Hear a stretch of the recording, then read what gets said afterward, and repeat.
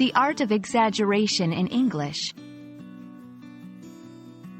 Hello, dear viewers. Today, we're going to delve into a fascinating aspect of the English language, the concept of exaggeration. Whether it's to create a dramatic effect or just for a bit of fun, exaggeration is a tool we often use without even realizing it. So, buckle up as we explore how to skillfully amplify your English. The term exaggerate comes from the Latin words ex, meaning out, and aggerare, meaning to heap up. When we exaggerate, we essentially heap up the characteristics of something beyond its normal boundaries. It's like taking a small truth and stretching it into a big, tall tale.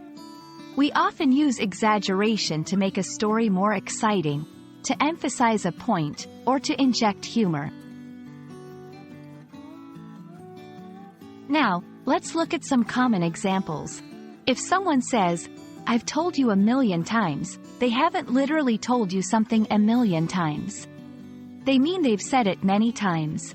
Or, when a friend says, "This bag weighs a ton," they don't mean it's literally 2,000 pounds heavy.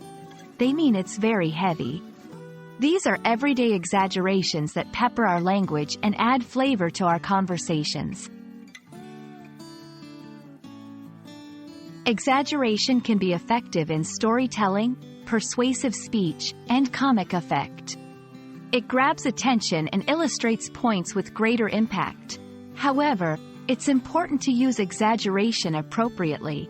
In formal writing or serious situations, it might not always be suitable as it can undermine the credibility of your message.